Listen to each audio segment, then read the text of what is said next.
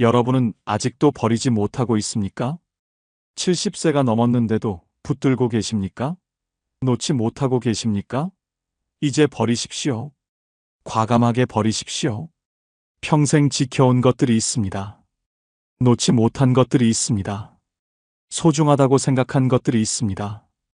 그런데 그게 여러분을 불행하게 만듭니다. 발목을 잡습니다. 자유를 빼앗습니다. 70 넘으면 버려야 합니다. 집착하면 안 됩니다. 미련 가지면 안 됩니다. 버려야 편합니다. 버려야 행복합니다. 버려야 자유롭습니다. 오늘 말씀드릴 4가지입니다. 이것만 버리면 됩니다. 그러면 남은 인생이 완전히 달라집니다. 지금까지와는 비교도 안 되게 편해집니다. 행복해집니다. 끝까지 집중해서 들으십시오. 구독과 좋아요 꾹 눌러주시고 주변의 소중한 분들에게 많은 공유 부탁드립니다. 첫 번째, 체면을 버리십시오. 이게 가장 먼저 버려야 할 것입니다. 여러분은 아직도 체면 때문에 힘들게 사십니까? 남들 보기 부끄러워서 하고 싶은 거 못하십니까? 이제 그만하십시오. 체면 버리십시오. 70 넘어서까지 체면 챙기는 건 멍청한 짓입니다. 평생 체면 때문에 살았습니다. 남들이 뭐라고 할까봐 두려웠습니다. 손가락질 받을까봐 조심했습니다. 창피할까봐 참았습니다. 그렇게 70년을 살았습니다. 그런데 남는 게 뭡니까? 아무것도 없습니다. 후회만 가득합니다. 체면이 뭡니까? 남들 눈에 비치는 내 모습입니다. 남들이 나를 어떻게 볼까 신경 쓰는 겁니다. 그런데 남들은 여러분한테 관심 없습니다. 아무도 신경 안 씁니다. 여러분이 뭘 하든 상관없습니다. 그런데 왜 체면 챙깁니까? 울산 중구 김모 씨 73세 어르신 이야기입니다. 김 씨는 평생 체면 때문에 살았습니다. 공무원으로 일했습니다. 반듯하게 살았습니다. 남들한테 욕먹지 않으려고 애썼습니다. 체면이 제일 중요했습니다. 퇴직하고도 마찬가지였습니다.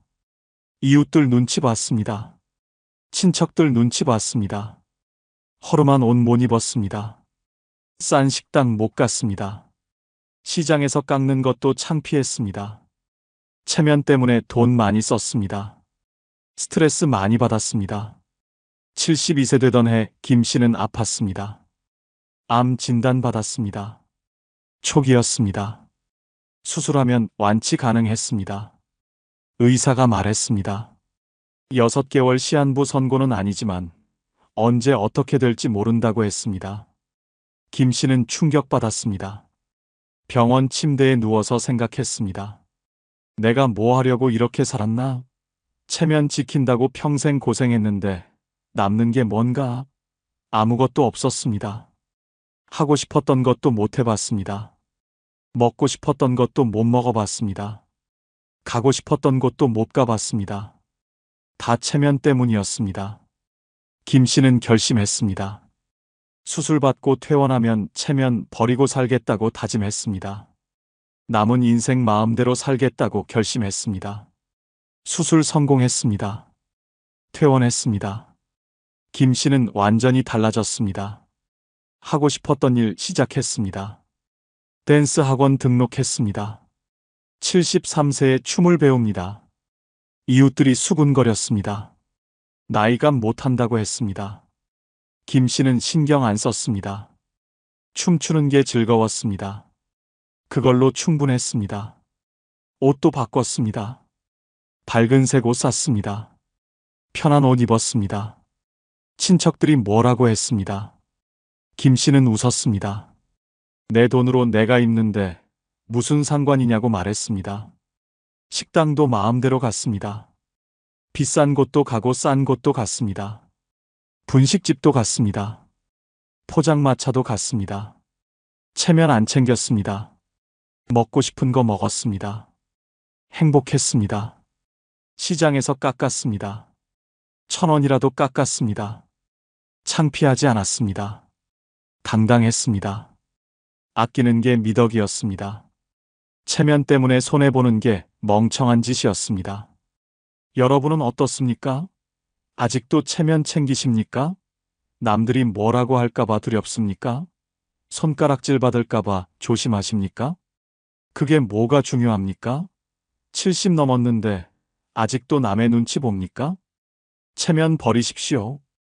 과감하게 버리십시오. 하고 싶은 거 하십시오. 춤추고 싶으면 춤추십시오. 노래 부르고 싶으면 노래방 가십시오. 나이값 못한다고요? 그게 뭡니까? 나이값이 뭡니까? 입고 싶은 옷 입으십시오. 밝은 색도 좋습니다. 편한 옷도 좋습니다. 남들이 뭐라고 하든 상관하지 마십시오. 여러분이 편하면 됩니다. 여러분이 좋으면 됩니다. 먹고 싶은 거 드십시오. 싼 식당도 가십시오. 분식집도 가십시오. 체면 챙길 필요 없습니다.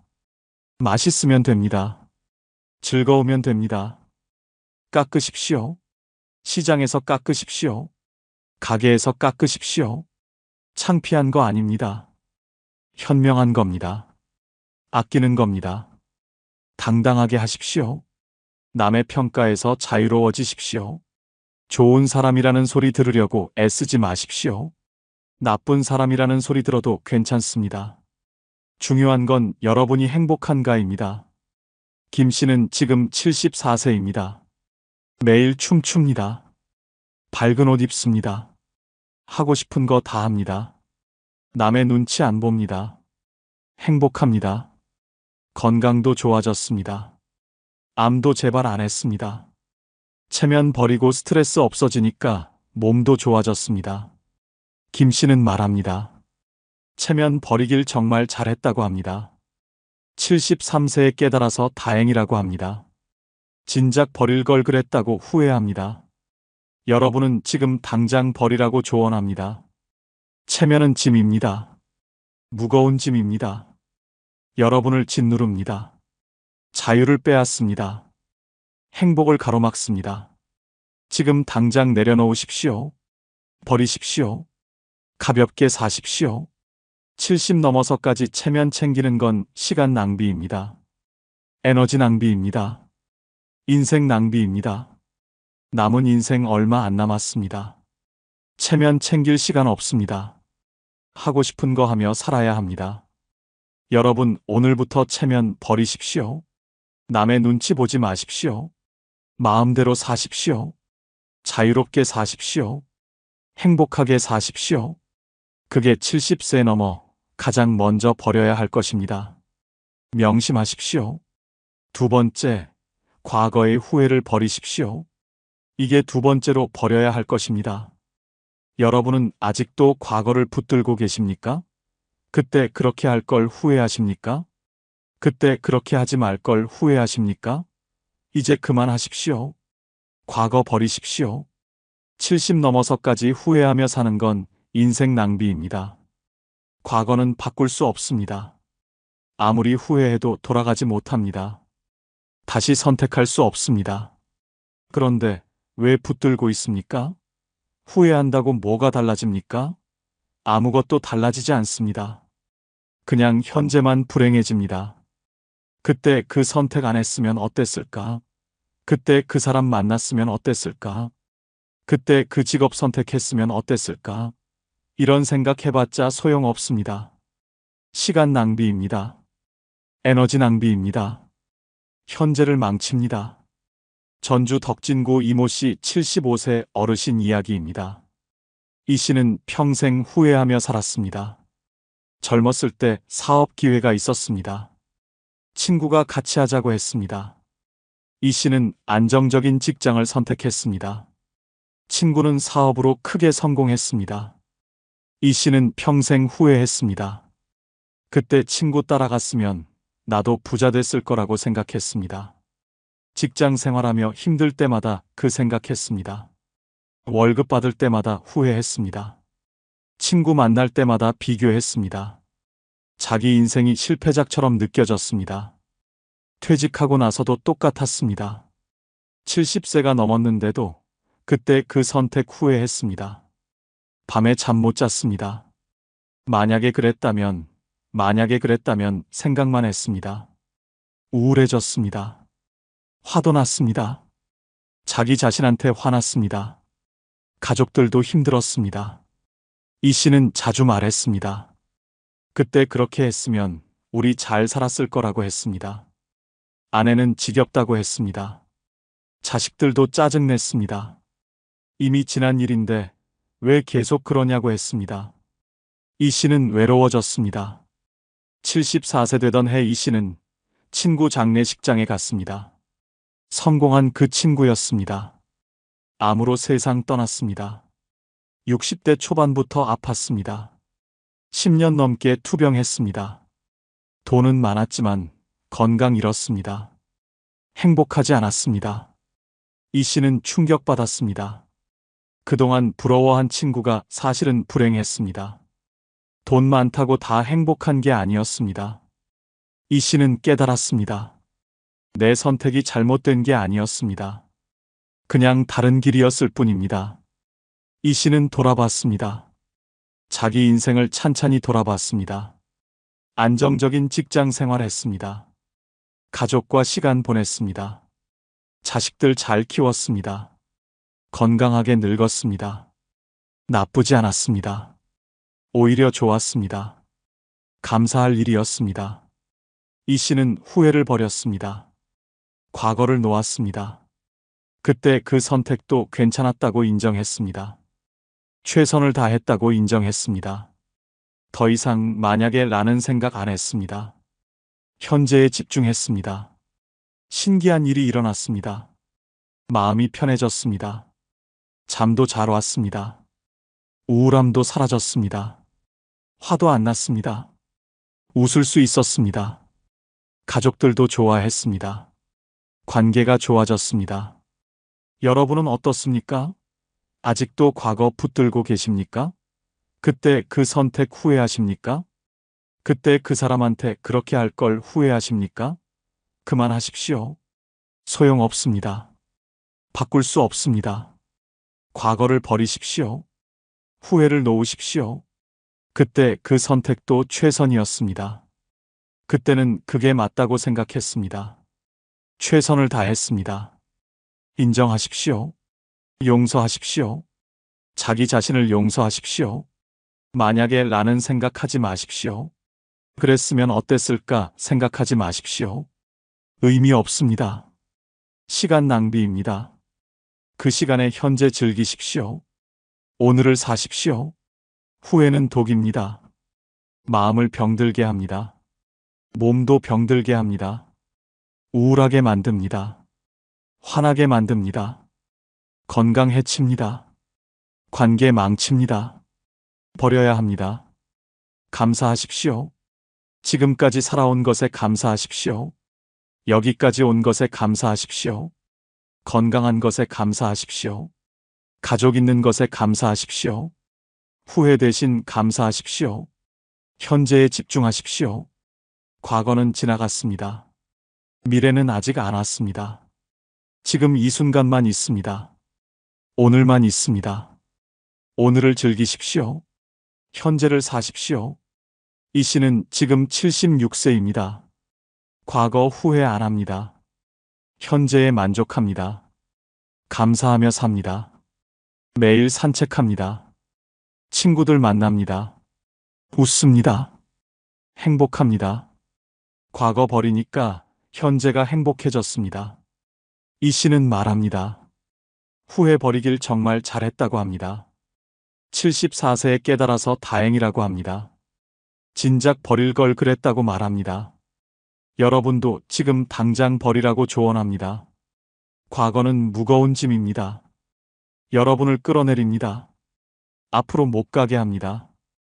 현재를 못 즐기게 합니다. 지금 당장 내려놓으십시오.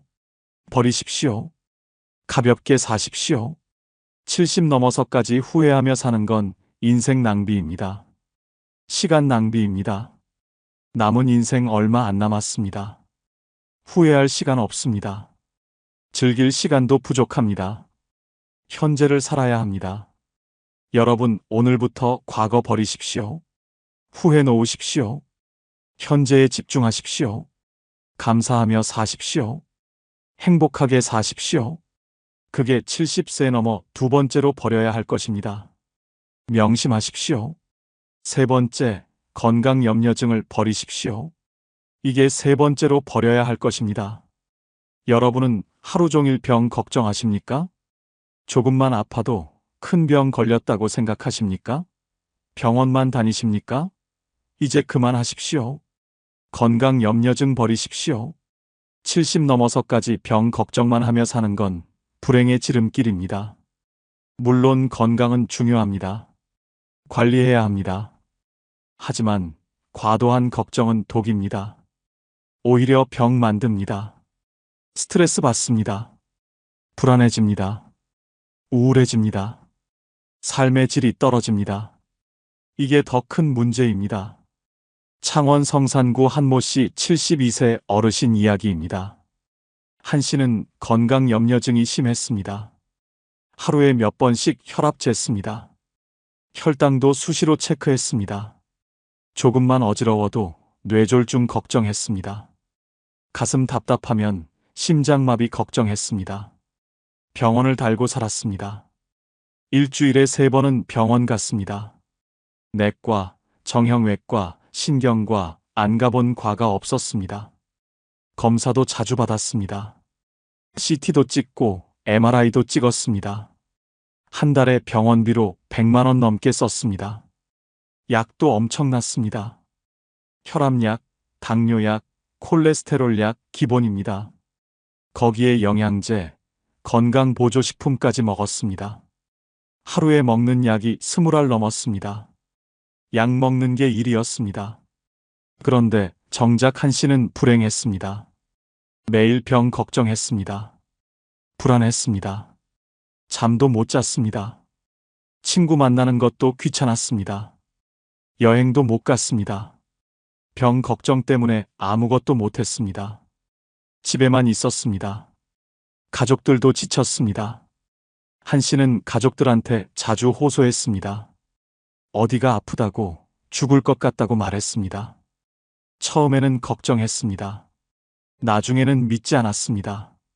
늑대 소년이 됐습니다. 가족들이 떠났습니다. 71세 되던 해 한 씨는 우울증 진단 받았습니다. 정신과 의사가 말했습니다. 건강염려증이 심하다고 했습니다. 실제로는 큰 병 없다고 했습니다. 과도한 걱정이 문제라고 했습니다. 마음의 병이라고 했습니다. 한 씨는 충격받았습니다. 진짜 아픈 줄 알았습니다. 그런데 마음의 병이었습니다. 걱정이 병을 만들었습니다. 한 씨는 변화를 결심했습니다. 건강염려증을 버리기로 했습니다. 병원 가는 횟수를 줄였습니다. 한 달에 한 번만 갔습니다. 정기검진만 받았습니다. 혈압 재는 것도 하루에 한 번만 했습니다. 혈당도 일주일에 한 번만 쟀습니다. 약도 필수적인 것만 먹었습니다. 대신 다른 것에 집중했습니다. 운동 시작했습니다. 매일 걷기 시작했습니다. 친구들 만났습니다. 경로당 다녔습니다. 취미 생활했습니다. 그림 그리기 시작했습니다. 바빠졌습니다. 신기한 일이 일어났습니다. 건강이 더 좋아졌습니다. 병 걱정 안 하니까 스트레스 줄었습니다. 불안 사라졌습니다. 잠도 잘 왔습니다. 혈압도 안정됐습니다. 혈당도 좋아졌습니다. 실제로 건강해졌습니다. 여러분은 어떻습니까? 하루에 몇 번이나 혈압 재십니까? 조금만 아파도 큰 병이라고 생각하십니까? 병원만 다니십니까? 그만하십시오. 과한 걱정은 독입니다. 건강 관리하십시오. 하지만 집착하지 마십시오. 정기검진 받으십시오. 하지만 매일 병원 갈 필요 없습니다. 약 드십시오. 하지만 꼭 필요한 것만 드십시오. 병 걱정하는 시간에 운동하십시오. 걷기 시작하십시오. 친구 만나십시오. 취미 생활하십시오. 바쁘게 사십시오. 그러면 병 걱정할 시간 없습니다. 긍정적으로 생각하십시오. 나는 건강하다고 생각하십시오. 조금 아픈 건 자연스러운 겁니다. 70 넘으면 어디 하나 안 아픈 데 없습니다. 당연합니다. 받아들이십시오. 한 씨는 지금 73세입니다. 건강 염려증 사라졌습니다. 병 걱정 안 합니다. 매일 산책합니다. 친구들 만납니다. 그림 그립니다. 바쁩니다. 즐겁습니다. 건강도 더 좋아졌습니다. 한 씨는 말합니다. 건강 염려증 버리길 정말 잘했다고 합니다. 병 걱정하며 살았던 시간이 아깝다고 합니다. 진작 버릴 걸 그랬다고 후회합니다. 여러분도 지금 당장 버리라고 조언합니다. 건강 염려증은 병입니다. 마음의 병입니다. 실제 병보다 더 무섭습니다. 삶을 망칩니다. 행복을 빼앗습니다. 버려야 합니다. 지금 당장 버려야 합니다. 70 넘어서까지 병 걱정만 하며 사는 건 인생 낭비입니다. 시간 낭비입니다. 남은 인생 즐겨야 합니다. 병 걱정할 시간 없습니다. 살 시간도 부족합니다. 여러분, 오늘부터 건강 염려증 버리십시오. 과한 걱정 놓으십시오. 긍정적으로 생각하십시오. 바쁘게 사십시오. 즐겁게 사십시오. 그게 70세 넘어 세 번째로 버려야 할 것입니다. 명심하십시오. 네 번째, 남과의 비교를 버리십시오. 이게 네 번째로 버려야 할 것입니다. 여러분은 아직도 남들과 비교하며 사십니까? 저 사람은 잘 사는데 나는 왜 이 모양인가 생각하십니까? 이웃이 부러우십니까? 이제 그만하십시오. 비교 버리십시오. 70 넘어서까지 남들과 비교하며 사는 건 자기 학대입니다. 비교는 불행의 시작입니다. 누구랑 비교하든 불행해집니다. 나보다 잘 사는 사람 보면 우울해집니다. 나보다 못 사는 사람 보면 우월감 듭니다. 둘 다 건강하지 않습니다. 비교하는 순간 행복은 사라집니다. 남들이 뭘 하든 상관없습니다. 저 사람이 큰 집에 살든 좋은 차 타든 해외여행 다니든 여러분과 무슨 상관입니까? 아무 상관 없습니다. 저 사람은 저 사람 인생입니다. 여러분은 여러분 인생입니다. 수원 팔달구 박모 씨 74세 어르신 이야기입니다. 박 씨는 평생 남들과 비교하며 살았습니다. 동창 모임 가면 비교했습니다. 누구는 사업 성공했다. 누구는 자식이 의사다. 누구는 집이 크다. 부러웠습니다. 자기는 초라했습니다. 이웃과도 비교했습니다. 옆집은 외제차 탄다. 위층은 리모델링 했다. 아래층은 손주가 명문대 갔다. 비교했습니다. 자기 인생이 실패작 같았습니다. 열등감에 시달렸습니다. 자식들도 비교했습니다. 친구 아들은 대기업 다닌다. 이웃 딸은 결혼 잘했다. 박 씨 자식들은 그저 그랬습니다. 속상했습니다. 자식들한테도 구박했습니다. 왜 너희는 못하냐고 했습니다. 자식들이 멀어졌습니다. 박 씨는 불행했습니다. 만족이 없었습니다. 항상 뭔가 부족했습니다. 가진 게 있어도 행복하지 않았습니다. 남들 보면 초라했습니다. 우울했습니다. 화도 났습니다. 스트레스로 혈압 올랐습니다. 73세 되던 해박 씨는 친구 한 명 잃었습니다.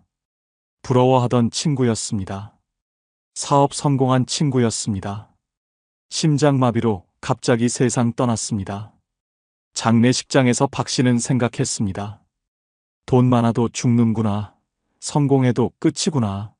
비교가 무슨 의미인가 싶었습니다. 박 씨는 깨달았습니다. 비교가 의미 없다는 걸 알았습니다. 각자 인생 다릅니다. 행복의 기준도 다릅니다. 남들이 부자여도 불행할 수 있습니다. 내가 가난해도 행복할 수 있습니다. 비교할 필요 없었습니다. 박 씨는 비교를 버렸습니다. 남들 인생 신경 안 썼습니다. 동창 모임 가도 비교 안 했습니다. 그냥 만나서 이야기 나눴습니다. 웃었습니다. 즐거웠습니다. 이웃 보고도 부럽지 않았습니다. 각자 사는 거라고 생각했습니다. 자기 인생을 봤습니다. 가진 것을 봤습니다. 건강합니다. 가족 있습니다. 집 있습니다. 연금 나옵니다. 충분했습니다. 감사했습니다. 만족했습니다. 비교 안 하니까 행복했습니다. 여러분은 어떻습니까? 아직도 남들과 비교하십니까? 동창들 부러워하십니까? 이웃 보면 초라해지십니까? 그만하십시오. 비교는 독입니다. 불행만 만듭니다. 비교를 버리십시오. 남이 뭘 하든 신경 쓰지 마십시오. 저 사람은 저 사람 인생입니다. 여러분은 여러분 인생입니다. 각자 길이 다릅니다. 비교할 수 없습니다. 자기 인생을 보십시오. 가진 것을 보십시오. 건강하십니까? 가족 있습니까? 잠잘 곳 있습니까? 먹을 것 있습니까? 그것만으로도 충분합니다. 감사하십시오. 만족하십시오. 남보다 많이 가져야 행복한 게 아닙니다. 내가 만족하면 행복한 겁니다. 남들이 100억 있어도 여러분과 상관없습니다. 여러분이 지금 행복하면 됩니다. 그게 전부입니다. SNS 보지 마십시오. 요즘 노인들도 SNS 합니다. 친구들 근황 봅니다. 여행 사진 봅니다. 좋은 식당 사진 봅니다. 비교하게 됩니다. 보지 마십시오. 여러분 인생 사십시오. 박 씨는 지금 75세입니다. 비교 안 합니다. 남들 인생 신경 안 씁니다. 자기 인생에 만족합니다. 감사하며 삽니다. 행복합니다. 혈압도 정상됐습니다. 비교 안 하니까 스트레스 사라졌습니다. 박 씨는 말합니다. 비교 버리길 정말 잘했다고 합니다. 73세에 깨달아서 다행이라고 합니다. 진작 버릴 걸 그랬다고 후회합니다. 여러분도 지금 당장 버리라고 조언합니다. 비교는 병입니다. 마음의 병입니다. 행복을 빼앗습니다. 만족을 빼앗습니다. 감사를 빼앗습니다. 버려야 합니다. 지금 당장 버려야 합니다. 70 넘어서까지 남들과 비교하며 사는 건 불행의 지름길입니다. 시간 낭비입니다. 남은 인생 행복해야 합니다. 비교할 시간 없습니다. 자기 인생 즐길 시간도 부족합니다. 여러분 오늘부터 비교 버리십시오. 남들 신경 끄십시오. 자기 인생에 집중하십시오. 만족하십시오. 감사하십시오. 그게 70세 넘어 네 번째로 버려야 할 것입니다. 명심하십시오. 혹시 이런 생각 해보신 적이 있으십니까? 나는 대체 누구를 위해 이렇게 살아왔나 하는 생각 말입니다. 75년을 살아오면서 정작 내가 하고 싶은 일은 제대로 해본 적이 있습니까? 아침부터 저녁까지 가족 걱정만 했습니다. 돈 벌어야 한다고 몸 아픈 것도 참았습니다.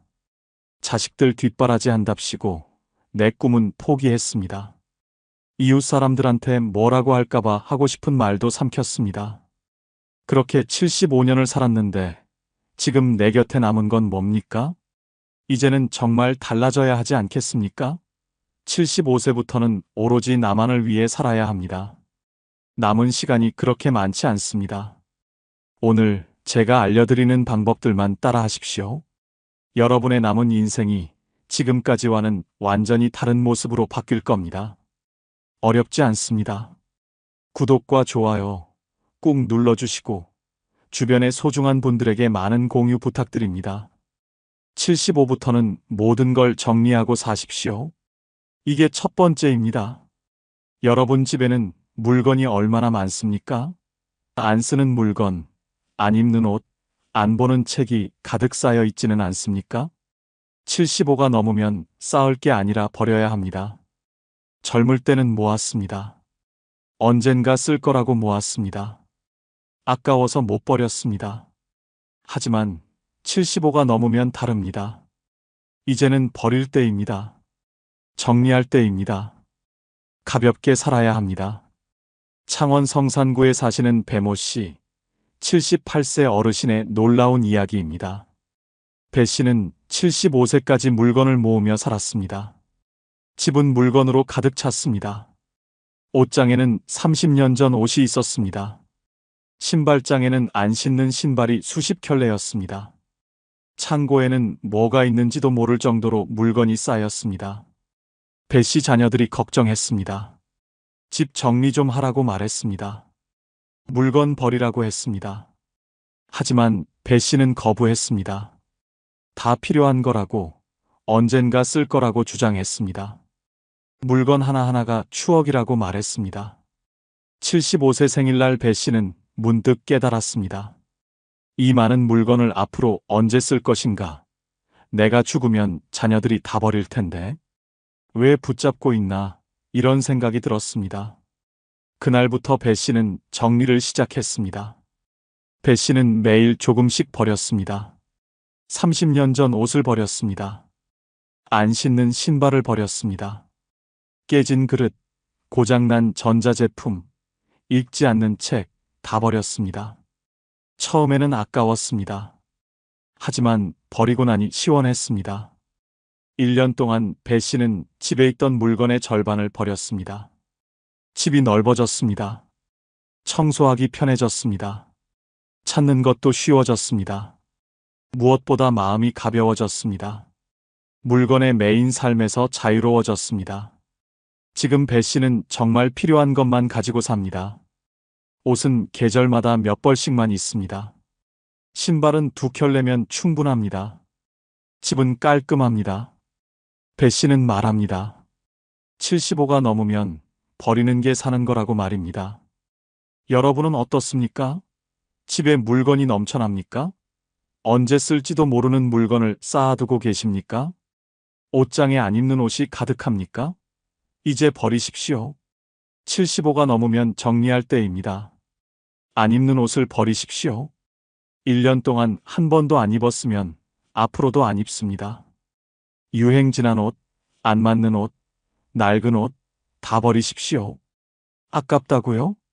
안 입으면 더 아깝습니다. 안 쓰는 물건을 버리십시오. 고장난 물건, 중복된 물건, 언젠가 쓸 거라는 물건 다 버리십시오. 언젠가는 오지 않습니다. 지금 안 쓰면 평생 안 씁니다. 가구도 정리하십시오. 큰 장롱, 무거운 책상 필요 없습니다. 75가 넘으면 간단한 가구면 충분합니다. 옮기기 쉽고 관리하기 편한 가구로 바꾸십시오. 서류도 정리하십시오. 오래된 영수증, 다 지난 고지서, 필요 없는 서류 다 버리십시오. 정말 중요한 서류만 남기고 다 정리하십시오. 추억도 정리하십시오. 사진을 수백 장 가지고 있을 필요 없습니다. 정말 소중한 사진 몇 장만 남기십시오. 앨범도 한두 권이면 충분합니다. 선물 받은 물건도 버리십시오. 안 쓰면 의미 없습니다.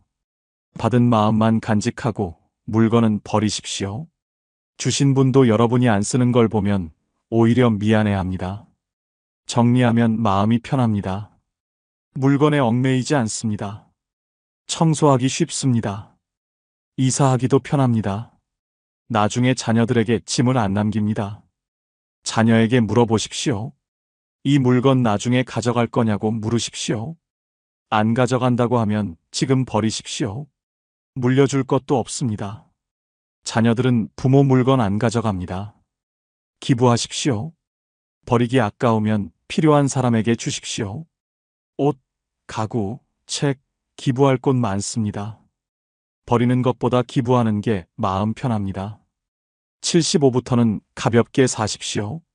물건 없이도 행복할 수 있습니다. 오히려 물건이 없어야 자유롭습니다. 정리하고 사는 삶이 진짜 멋진 삶입니다. 75부터는 매일매일을 마지막처럼 사십시오. 이게 2번째입니다. 여러분은 내일도 당연히 온다고 생각하십니까? 다음 달도, 내년도 당연히 있을 거라고 믿으십니까? 75가 넘으면 그런 보장은 없습니다. 오늘이 마지막일 수 있습니다. 무섭다고요? 슬프다고요?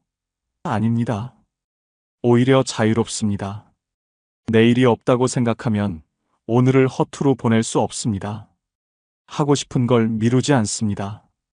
후회 없이 살게 됩니다. 제주도에 사시는 오모 씨, 79세 어르신의 감동적인 이야기입니다. 오 씨는 75세에 암 진단을 받았습니다. 의사는 1년 정도라고 했습니다. 오 씨는 충격받았습니다. 하지만 포기하지 않았습니다. 남은 시간을 어떻게 보낼지 고민했습니다. 오 씨는 버킷리스트를 만들었습니다. 하고 싶었던 것들을 적었습니다.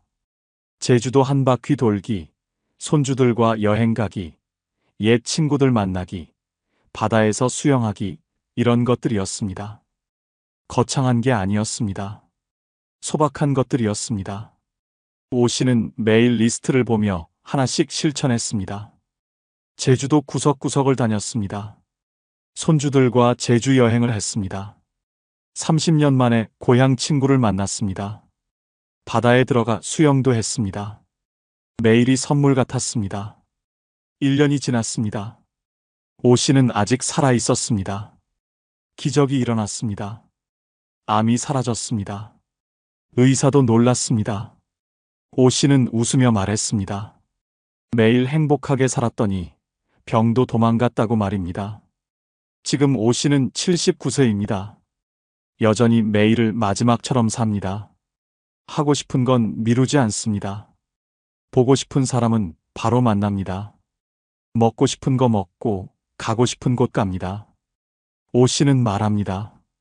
75가 넘으면 내일은 없다고 생각하고 오늘을 살라고 말입니다. 여러분은 어떻습니까? 내일 하지 뭐, 다음에 하지 뭐, 이렇게 미루고 계십니까? 언젠가 하겠다고 생각하십니까? 75가 넘으면 언젠가는 오지 않습니다. 오늘 하십시오. 지금 하십시오. 하고 싶은 걸 하십시오. 배우고 싶었던 거 배우십시오. 가고 싶었던 곳 가십시오. 만나고 싶은 사람 만나십시오.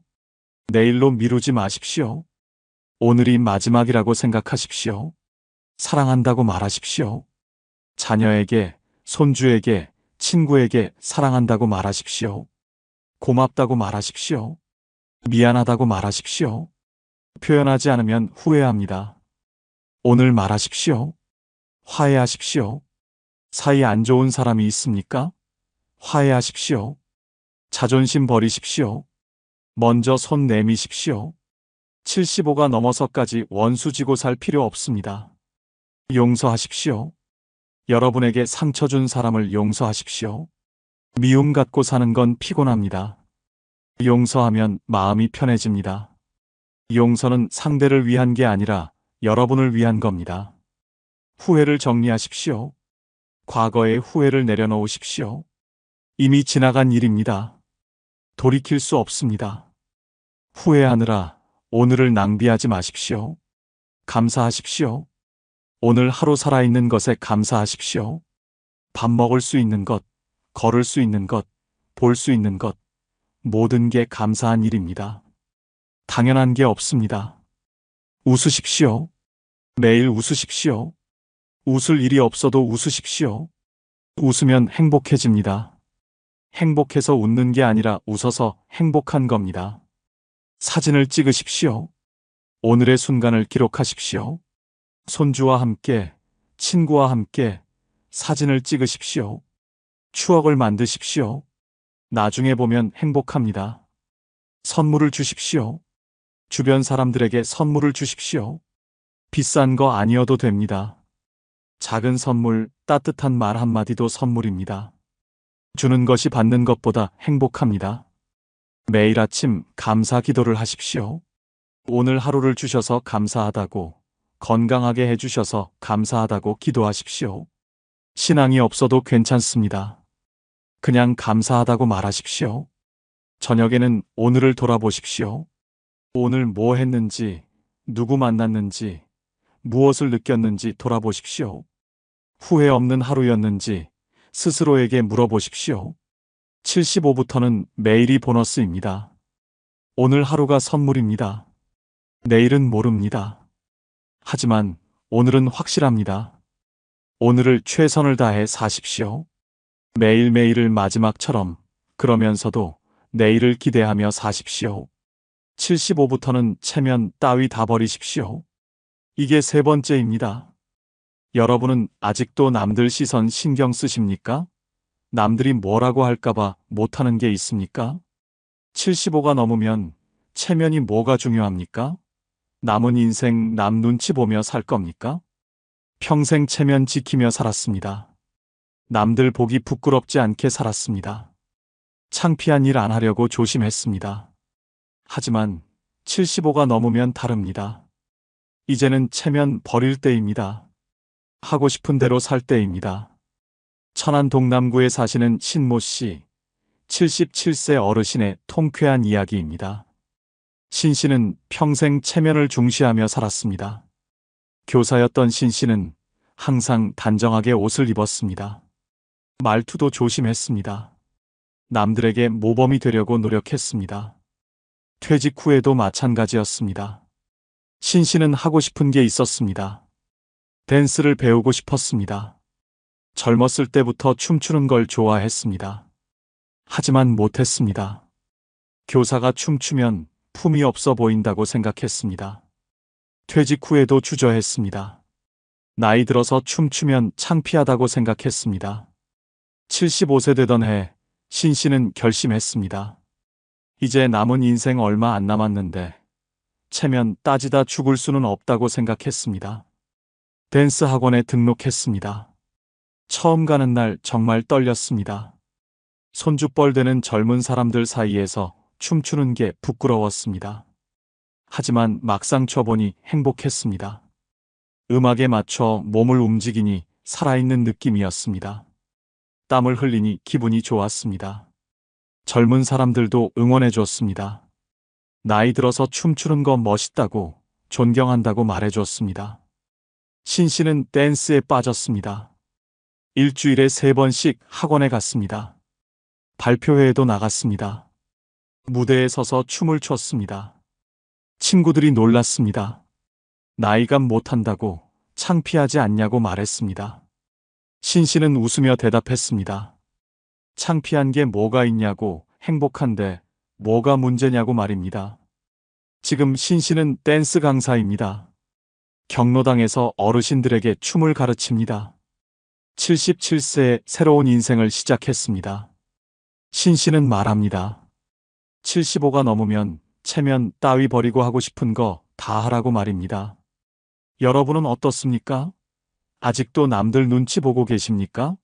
나이 들어서 이러면 안 된다고 생각하십니까? 창피하다고 포기하십니까? 75가 넘으면 창피한 게 뭐가 있습니까? 하고 싶은 거 하십시오. 춤추고 싶으면 춤추십시오. 노래 부르고 싶으면 노래방 가십시오. 화려한 옷 입고 싶으면 입으십시오. 누가 뭐래도 상관없습니다. 염색하십시오. 머리 염색하고 싶으면 하십시오. 밝은 색으로 염색해도 됩니다. 나이 들어서 염색하면 안 된다는 법 없습니다. 젊어 보이고 싶으면 젊어 보이게 하십시오. 화장하십시오. 여자 어르신이라면 화장하십시오. 립스틱 바르고 볼터치하고 예쁘게 꾸미십시오. 75가 넘었어도 예쁘고 싶은 건 당연합니다. 패션에 신경 쓰십시오. 젊은이들 옷 입으면 어떻습니까? 청바지에 티셔츠 입으면 어떻습니까? 편하고 좋으면 입으십시오. 노인복만 입으라는 법 없습니다. 연애하십시오. 배우자 먼저 보내고 혼자 계십니까? 새로운 사람 만나고 싶으면 만나십시오. 75가 넘어도 연애할 권리 있습니다. 재혼하고 싶으면 하십시오. 자식들 반대해도 하십시오. 자식들이 창피하다고 말립니까? 신경 쓰지 마십시오. 자식들 체면 지켜주려고 불행하게 살 필요 없습니다. SNS 하십시오. 인스타그램, 페이스북, 유튜브 하고 싶으면 하십시오. 나이 들어서 SNS 하면 이상하다고요? 아닙니다. 요즘 노인 유튜버 많습니다. 늦게까지 놀아도 됩니다. 밤늦게까지 친구들과 놀고 싶으면 노십시오. 늙었다고 일찍 자라는 법 없습니다. 신나면 밤새도록 놀아도 됩니다. 큰 소리로 웃으십시오. 공공장소에서도 웃고 싶으면 웃으십시오. 물론 민폐는 안 되지만 적당히 즐거우면 표현하십시오. 참지 마십시오. 실수해도 괜찮습니다. 넘어져도 괜찮습니다. 창피해도 괜찮습니다. 75가 넘으면 실수도 매력입니다. 완벽하려고 애쓰지 마십시오. 남들이 뭐라고 하든 신경 쓰지 마십시오. 나이가 못한다고요?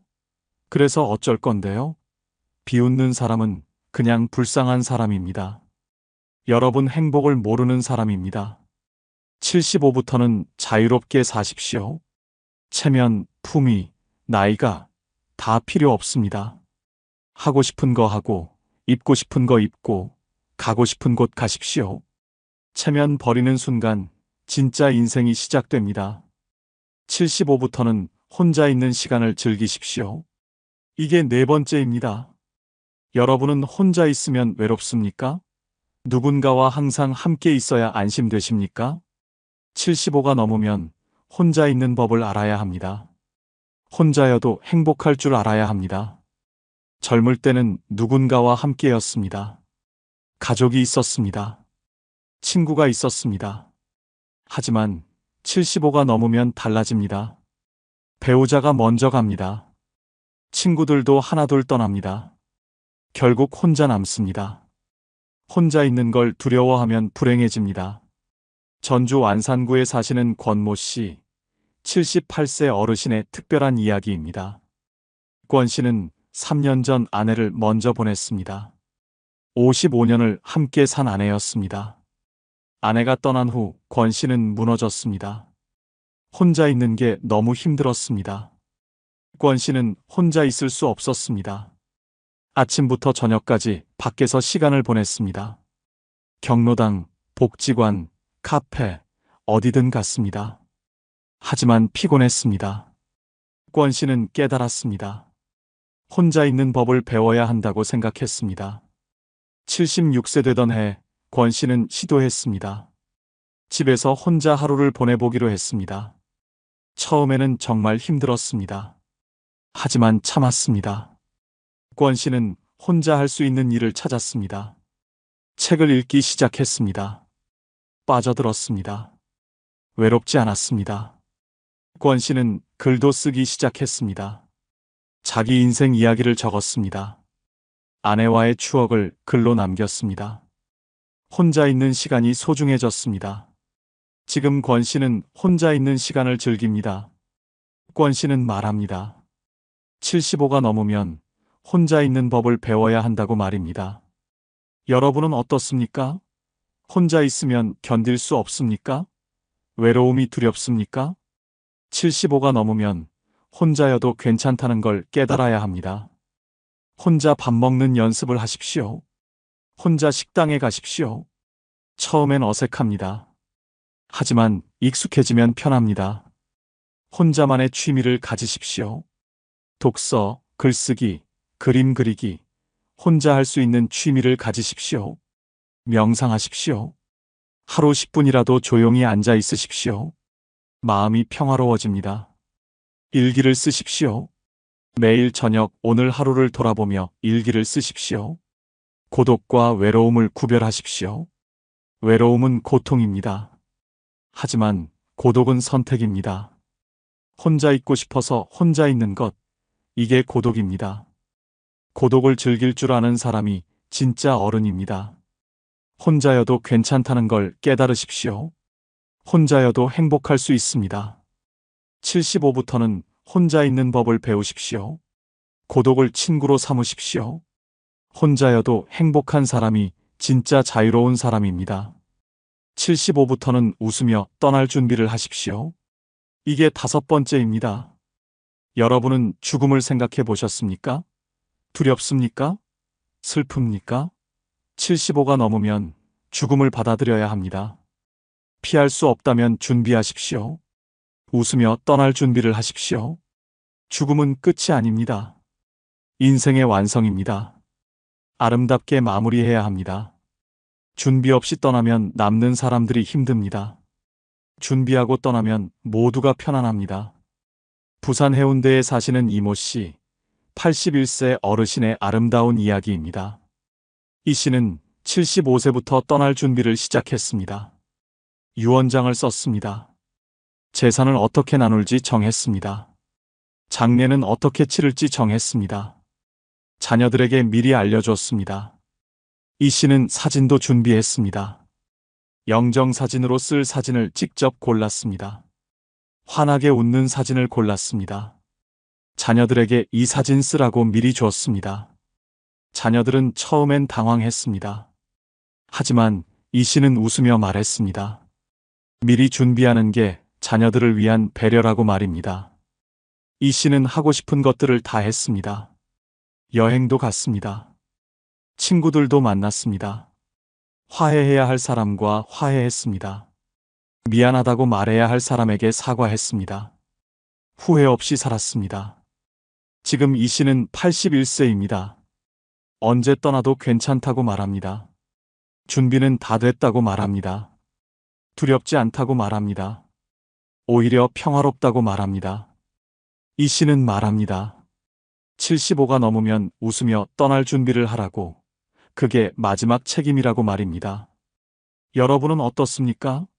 죽음을 생각해 보셨습니까? 준비하고 계십니까? 아니면 피하고 계십니까? 75가 넘으면 준비해야 합니다. 피할 수 없다면 받아들이십시오. 유언장을 쓰십시오. 재산을 어떻게 나눌지 정하십시오. 자녀들끼리 다투지 않도록 명확하게 쓰십시오. 이게 자녀들을 위한 마지막 배려입니다. 장례 계획을 세우십시오. 어떻게 치를지 정하십시오. 화장할지 매장할지, 장지는 어디로 할지 미리 정해두십시오. 자녀들에게 알려주십시오. 영정사진을 준비하십시오. 직접 고르십시오. 환하게 웃는 사진으로 고르십시오. 슬픈 얼굴로 기억되지 마십시오. 웃는 얼굴로 기억되십시오. 하고 싶은 거 다 하십시오. 후회 없이 사십시오. 가고 싶은 곳 가고, 만나고 싶은 사람 만나고, 먹고 싶은 거 먹으십시오. 후회하며 떠나지 마십시오. 화해하십시오. 사이 안 좋은 사람과 화해하십시오. 원수 지고 떠나지 마십시오. 미운 사람도 용서하십시오. 가벼운 마음으로 떠나십시오. 사랑한다고 말하십시오. 자녀에게, 손주에게, 친구에게 사랑한다고 말하십시오. 표현하지 않고 떠나면 후회합니다. 지금 말하십시오. 감사 편지를 쓰십시오. 평생 고마웠던 사람들에게 편지를 쓰십시오. 죽고 나서 전달되도록 준비하십시오. 마지막 선물입니다. 죽음을 두려워하지 마십시오. 누구나 가는 길입니다. 피할 수 없습니다. 두려워하지 말고 받아들이십시오. 준비된 죽음은 아름답습니다. 75부터는 웃으며 떠날 준비를 하십시오. 죽음은 끝이 아니라 완성입니다. 아름답게 마무리하십시오. 준비하고 떠나는 사람이 진짜 멋진 사람입니다. 여러분은 주변에서 꼰대 소리 듣고 계시지는 않습니까? 나이 들수록 존경받는 어르신이 있는 반면 점점 사람들이 피하는 노인도 있습니다. 그 차이가 뭔지 아십니까? 서울 강서구 경로당에서 실제로 있었던 일입니다. 71세 김모 씨는 경로당에서 가장 나이가 많았습니다. 그런데 아무도 김 씨 옆에 앉으려 하지 않았습니다. 김 씨가 오면 사람들이 자리를 피했습니다. 이유가 뭘까요? 김 씨는 입만 열면 자랑이었습니다. 자식 자랑, 돈 자랑, 과거 자랑이 끝이 없었습니다. 남의 말은 끊고 자기 이야기만 했습니다. 젊은 사람들 무시하고 경로당 직원에게 함부로 대했습니다. 나이 많다는 이유로 모든 걸 당연하게 여겼습니다. 결국 김 씨는 경로당에서 왕따가 되었습니다. 혼자 앉아서 혼자 밥을 먹었습니다. 나이가 많아서 존경받는 게 아니라 행동이 추해서 외면당한 겁니다. 지금부터 말씀드릴 5가지 행동, 절대 하지 마십시오. 먼저, 구독, 좋아요 꾹 눌러주시면 재물운 가득할 겁니다. 65세 넘어 가장 추해 보이는 첫 번째 행동은 젊은 사람들을 무시하는 겁니다. 여러분은 요즘 젊은이들 보면 어떤 생각이 드십니까? 버릇 없다고 생각하십니까? 예의 없다고 화내십니까? 그 태도가 여러분을 추하게 만듭니다. 나이 많다고 자동으로 존경받는 시대는 끝났습니다. 요즘 젊은이들은 나이만으로 존경하지 않습니다. 행동으로 보여줘야 합니다. 나이 들었다고 함부로 대하면 뒤에서 꼰대 소리 듣습니다. 인천 연수구 마트에서 일어난 실제 사건입니다. 68세 최모 씨가 계산대에서 20대 직원에게 소리를 질렀습니다. 카드 결제가 안 된다고 직원을 탓했습니다. 직원이 카드사에 문의해보라고 친절하게 설명했습니다. 최 씨는 화를 냈습니다. 어린 것이 말대꾸한다고 소리쳤습니다. 나이 든 사람한테 그렇게 말하냐고 따졌습니다. 요즘 젊은 것들은 버릇이 없다고 욕했습니다. 주변 사람들이 모두 쳐다봤습니다. 직원은 당황했습니다. 잘못한 게 없는데 욕을 먹었습니다. 매니저가 와서 상황을 정리했습니다. 알고 보니 최 씨 카드가 한도 초과였습니다. 직원 잘못이 아니었습니다. 최 씨는 사과도 없이 그냥 나갔습니다. 그 장면을 본 사람들은 최 씨를 어떻게 봤을까요? 불쌍한 노인? 아닙니다. 추한 꼰대였습니다. 나이만 믿고 젊은 직원을 함부로 대하는 추한 노인이었습니다. 최 씨는 자기가 얼마나 추해 보였는지 모릅니다. 여러분은 어떻습니까? 젊은 직원에게 함부로 대하지는 않습니까? 식당, 은행, 병원에서 젊은 직원들을 아래로 보지는 않습니까? 나이 어리다고 반말하지는 않습니까? 젊은 사람들도 인격이 있습니다. 나이가 어려도 존중받을 권리가 있습니다. 나이 많다고 함부로 대할 권리는 없습니다. 오히려 나이 든 사람이 먼저 존중해야 합니다. 버스나 지하철에서 자리 안 양보한다고 화내지 마십시오. 양보는 친절이지 의무가 아닙니다. 젊은 사람도 아플 수 있고 피곤할 수 있습니다. 양보받으면 고맙다고 하십시오. 당연하게 생각하지 마십시오. 요즘 젊은이들 비난하지 마십시오. 요즘 애들은 버릇 없다. 요즘 애들은 게으르다. 이런 말 하지 마십시오. 모든 세대가 그런 말 들으며 자랐습니다. 여러분도 젊었을 때 그런 소리 들었습니다. 젊은이들의 문화를 무시하지 마십시오. 이해 안 된다고 무시하지 마십시오. 시대가 변했습니다. 젊은이들은 다른 환경에서 자랐습니다. 다른 것이 틀린 게 아닙니다. 자기 시대 자랑하지 마십시오. 우리 때는 이랬다. 우리 때는 저랬다. 이런 말 하지 마십시오. 그때는 그때고 지금은 지금입니다. 과거가 더 좋았다고 강요하지 마십시오. 젊은 사람들 앞에서 가르치려 들지 마십시오. 물어보지도 않았는데 훈계하지 마십시오. 인생 선배라고 조언하지 마십시오. 그들도 생각이 있고 계획이 있습니다. 손주뻘 되는 사람에게도 존댓말 하십시오. 나이 어리다고 반말하면 무례합니다. 상대가 직원이든 점원이든 학생이든 존중하십시오. 예의는 나이와 상관없습니다.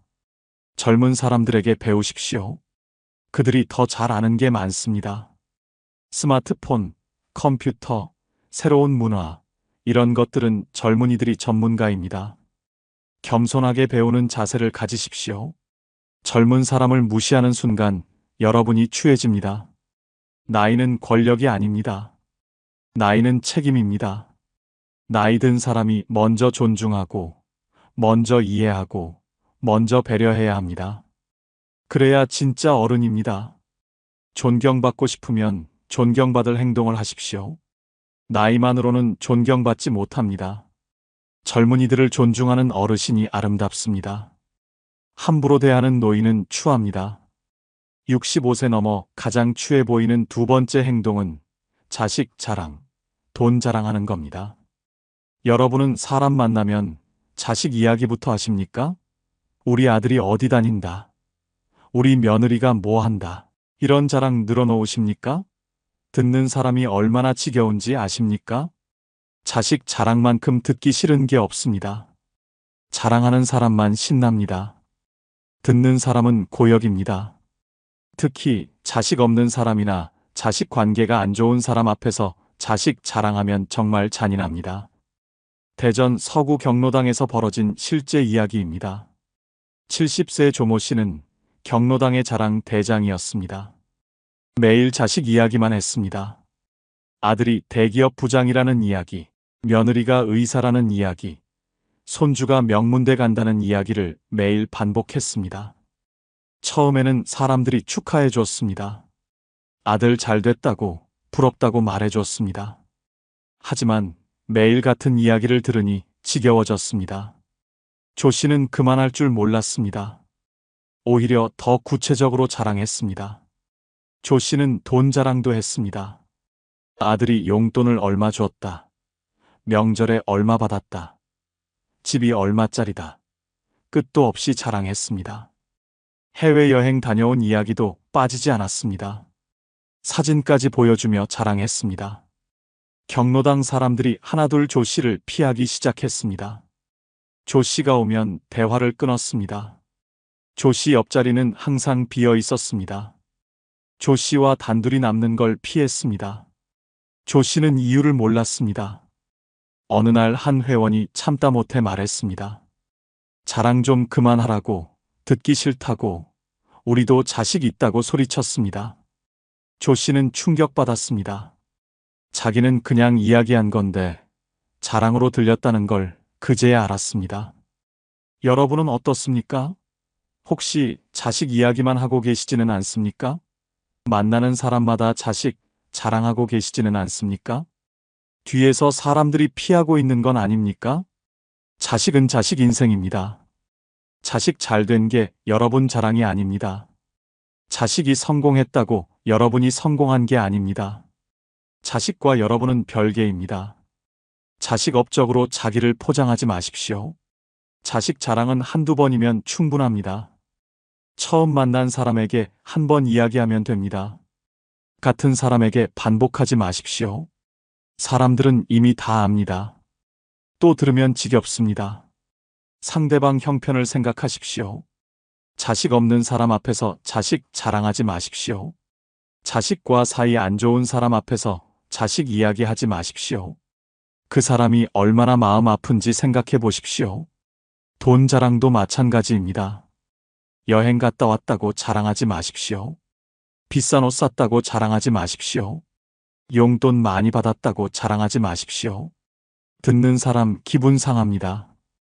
가난한 사람 앞에서 돈 이야기하지 마십시오. 경제적으로 어려운 사람이 얼마나 많은지 아십니까? 그 사람들 앞에서 돈 자랑은 폭력입니다. 상처를 주는 행동입니다. 손주 자랑도 조심하십시오. 손주 잘생겼다. 손주 공부 잘한다. 이런 자랑도 듣기 싫습니다. 손주 없는 사람, 손주 못 보는 사람 생각해 보십시오. 자랑하고 싶으면 SNS에 하십시오. 보고 싶은 사람만 봅니다. 듣기 싫은 사람은 안 봅니다. 대면에서 자랑하면 상대방은 듣기 싫어도 들어야 합니다. 대화는 주고받는 겁니다. 내 이야기만 하지 마십시오. 상대방 이야기도 들어주십시오. 상대방 자식은 어떤지, 요즘 어떻게 지내는지 물어보십시오. 경청하는 자세가 필요합니다. 겸손하십시오. 설령 자식이 정말 잘 됐어도 겸손해야 합니다. 아들이 대통령이어도 겸손해야 합니다. 65세 넘어 가장 추해 보이는 세 번째 행동은 공공장소에서 시끄럽게 떠드는 겁니다. 여러분은 식당이나 카페에서 큰 소리로 이야기하십니까? 버스나 지하철에서 전화통화를 크게 하십니까? 주변 사람들이 쳐다보는 걸 못 느끼십니까? 나이 들면 귀가 어두워집니다. 자기 목소리가 얼마나 큰지 모릅니다. 하지만 주변 사람들은 다 듣습니다. 시끄럽습니다. 불쾌합니다. 공공장소에서의 소음은 폭력입니다. 부산 해운대 한 카페에서 벌어진 실제 사건입니다. 67세 장모 씨가 친구 셋과 카페에 왔습니다. 자리에 앉자마자 큰 소리로 떠들기 시작했습니다. 웃음소리도 컸습니다. 카페 전체가 장씨 일행 목소리로 가득 찼습니다. 옆 테이블에는 20대 학생들이 공부하고 있었습니다. 노트북을 펴고 집중하려 했지만 불가능했습니다. 장 씨 일행 목소리가 너무 컸습니다. 학생들이 눈치를 주었습니다. 쳐다봤습니다. 하지만 장 씨는 눈치채지 못했습니다. 직원이 조심스럽게 다가왔습니다. 다른 손님들이 공부하고 있으니 조금만 조용히 해달라고 부탁했습니다. 장 씨는 발끈했습니다. 카페는 떠드는 곳이라고, 조용히 하고 싶으면 독서실 가라고 큰 소리로 말했습니다. 다른 손님들이 불편한 표정을 지었습니다. 누군가 한숨을 쉬었습니다. 학생들은 결국 짐을 싸서 나갔습니다. 장 씨는 승리한 듯 더 크게 웃었습니다. 주변 사람들은 장 씨 일행을 째려봤습니다. 그날 이후 카페 직원들은 장 씨 일행이 오면 긴장했습니다. 다른 손님들이 불편해할까봐 걱정했습니다. 장 씨는 자기가 민폐라는 걸 전혀 몰랐습니다. 오히려 자기가 카페를 활기차게 만든다고 생각했습니다. 여러분은 어떻습니까? 공공장소에서 목소리 크기를 조절하십니까? 주변 사람들을 의식하십니까? 아니면 내 마음대로 떠들어도 된다고 생각하십니까? 공공장소는 모두의 공간입니다. 여러분만의 공간이 아닙니다. 다른 사람들도 편하게 있을 권리가 있습니다. 큰 소리로 떠들면 다른 사람에게 피해를 줍니다. 식당에서 조용히 대화하십시오. 친구들과 만나서 반가운 건 압니다. 하지만 목소리를 낮추십시오. 옆 테이블 사람들이 여러분 대화를 듣고 싶어 하지 않습니다. 버스나 지하철에서 전화 통화 조심하십시오.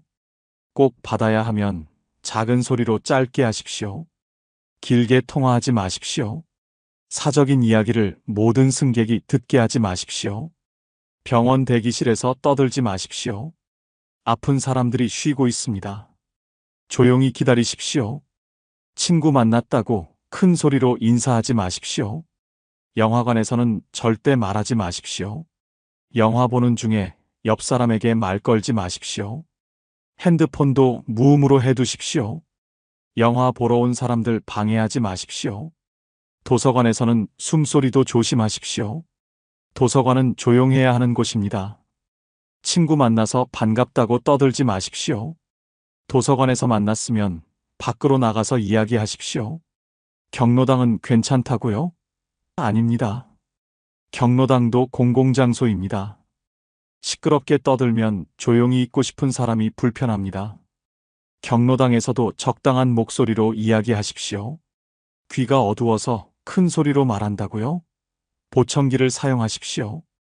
귀가 안 들린다고 큰 소리로 떠들 권리는 없습니다. 자기 불편을 남에게 전가하지 마십시오. 웃을 때도 조심하십시오. 큰 소리로 박장대소하지 마십시오. 공공장소에서는 웃음소리도 조절해야 합니다. 여러분은 즐겁지만 남들은 시끄럽습니다. 단체로 다닐 때 더 조심하십시오. 여러 명이 모이면 소리가 커집니다. 서로 의식하고 조용히 하려고 노력하십시오. 단체 관광 같다고 떠들면 안 됩니다. 나이 들었다고 시끄럽게 떠들어도 되는 건 아닙니다. 오히려 나이 든 사람이 더 조용히 해야 합니다. 어른이 모범을 보여야 합니다. 공공장소에서 시끄러운 노인은 정말 추합니다. 목소리 낮추십시오. 주변을 의식하십시오. 공공예절을 지키십시오. 조용한 노인이 품이 있어 보입니다. 시끄러운 노인은 추해 보입니다.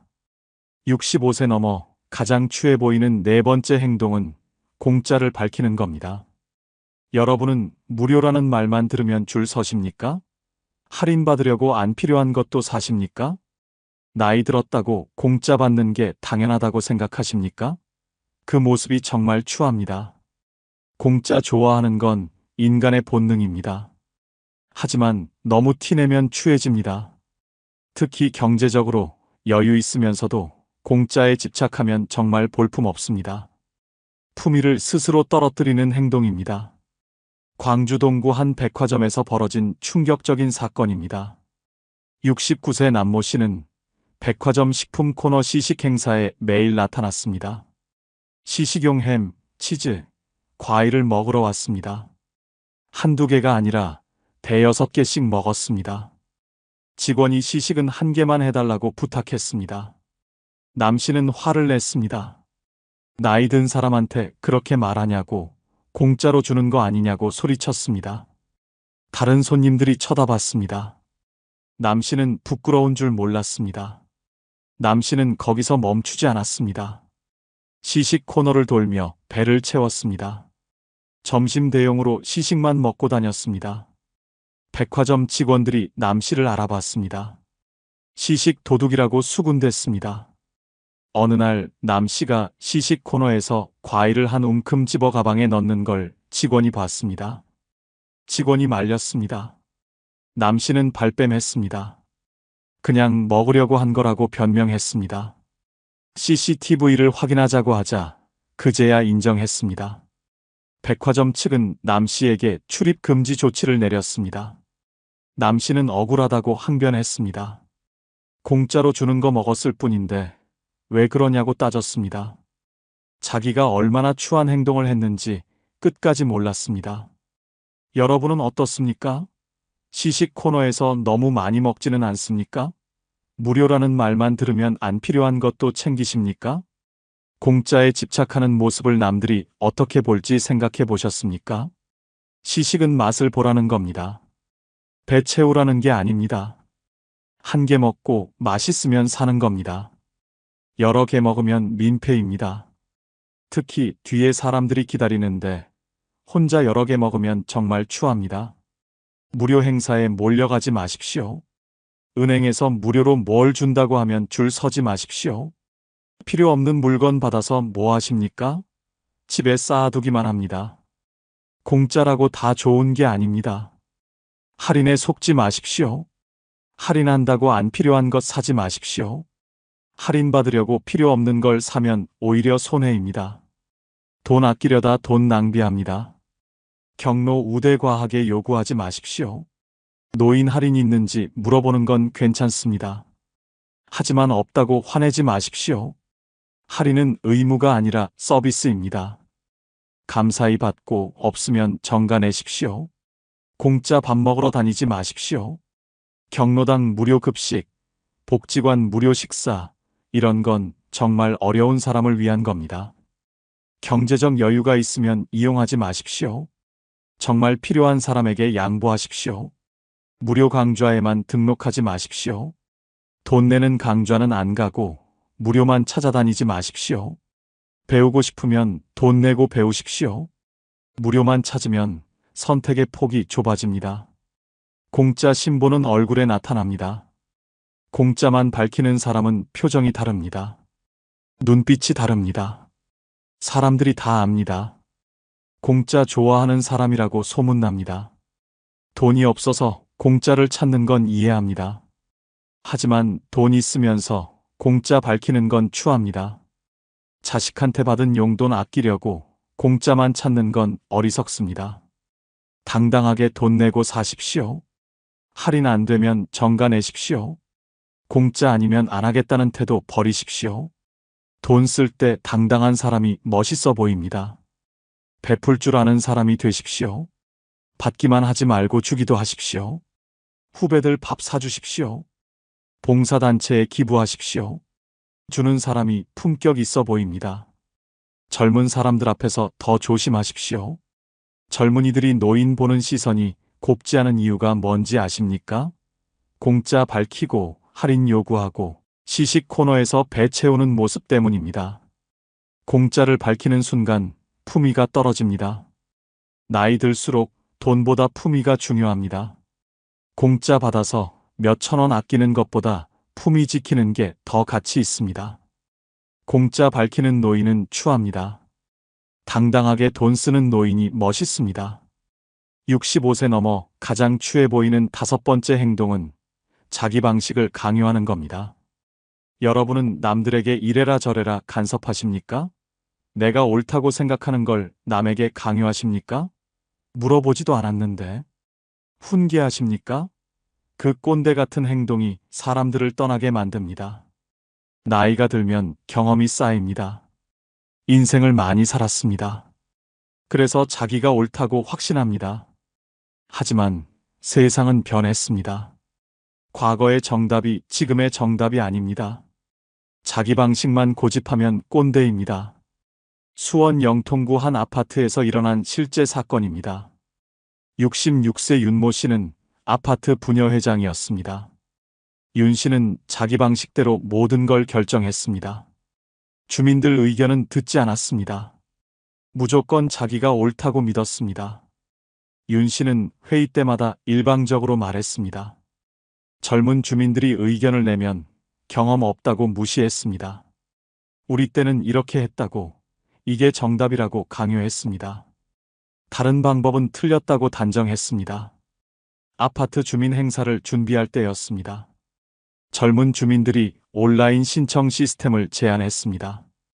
편리하고 효율적이라고 설명했습니다. 하지만 윤 씨는 거부했습니다. 종이로 신청받는 게 확실하다고, 컴퓨터는 믿을 수 없다고 주장했습니다. 젊은 주민들이 설득했습니다. 요즘은 다 온라인으로 한다고, 종이는 불편하다고 말했습니다. 윤 씨는 화를 냈습니다. 나이 먹고 경험 많은 사람 말을 들으라고, 어린 것들이 세상을 뭘 안다고 나대냐고 소리쳤습니다. 결국 젊은 주민들이 부녀회를 나갔습니다. 윤 씨 혼자 남았습니다. 다음 부녀회장 선거에서 윤 씨는 탈락했습니다. 아무도 윤 씨를 지지하지 않았습니다. 꼰대라는 소문이 아파트 전체에 퍼졌습니다. 여러분은 어떻습니까? 자녀들에게 이래라 저래라 간섭하십니까? 며느리나 사위에게 자기 방식을 강요하십니까? 손주 교육에 끼어들어서 훈계하십니까? 그게 얼마나 사람들을 힘들게 하는지 아십니까? 자녀 교육에 간섭하지 마십시오. 손주를 어떻게 키울지는 부모가 결정합니다. 여러분 방식이 정답이 아닙니다. 시대가 다릅니다. 교육 방식도 다릅니다. 끼어들지 마십시오. 며느리나 사위에게 요구하지 마십시오. 이렇게 살아야 한다고, 저렇게 해야 한다고 강요하지 마십시오. 그들도 생각이 있습니다. 그들의 선택을 존중하십시오. 친구들에게도 강요하지 마십시오.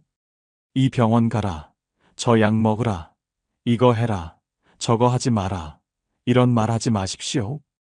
조언은 한 번이면 충분합니다. 계속 강요하면 친구도 떠납니다. 옛날 방식 고집하지 마십시오. 우리 때는 이랬다는 말 하지 마십시오. 지금은 지금입니다. 새로운 방식을 배우려고 노력하십시오. 변화를 받아들이십시오. 기술 거부하지 마십시오. 스마트폰, 컴퓨터, 새로운 기계들을 무조건 거부하지 마십시오. 어렵다고, 복잡하다고 포기하지 마십시오. 배우려고 노력하십시오. 시대를 따라가십시오. 내 경험이 정답이라고 착각하지 마십시오. 경험은 소중합니다. 하지만 절대적이지 않습니다. 과거에 통했던 방법이 지금은 안 통할 수 있습니다. 겸손해야 합니다. 조언과 강요는 다릅니다. 부탁받으면 조언하십시오. 하지만 강요하지 마십시오. 들을지 말지는 상대방이 결정합니다. 안 들었다고 화내지 마십시오. 틀렸다고 단정하지 마십시오. 내 방식과 다르다고 틀린 게 아닙니다. 여러 가지 정답이 있습니다. 다양성을 인정하십시오. 내 방식만 옳다는 생각을 버리십시오. 물어보지 않았으면 말하지 마십시오. 도움 요청받지 않았으면 나서지 마십시오. 훈계하고 싶은 마음 참으십시오. 침묵이 때로는 최고의 지혜입니다. 젊은이들에게 배우십시오. 그들이 더 잘 아는 게 많습니다. 새로운 세상, 새로운 기술, 새로운 문화는 젊은이들이 전문가입니다. 가르치려 들지 말고 배우십시오. 의견을 말하되 강요하지 마십시오. 내 생각을 이야기하는 건 괜찮습니다. 하지만 상대방이 따르길 강요하면 안 됩니다. 선택은 상대방의 몫입니다. 나이가 권위는 아닙니다. 나이 많다고 명령할 권리는 없습니다. 나이는 책임입니다. 나이 든 사람이 먼저 양보하고, 먼저 이해하고, 먼저 배워야 합니다. 자기 방식을 강요하는 순간 꼰대가 됩니다. 꼰대는 나이와 상관없이 추합니다. 유연한 노인이 아름답습니다. 고집 센 노인은 추합니다. 경청하고 배우고 존중하는 어른이 진짜 멋진 어른입니다. 친구가 요즘 여러분을 피하고 있지는 않습니까? 전화해도 안 받고 약속 잡자고 해도 핑계 대지는 않습니까? 혹시 눈치채셨습니까?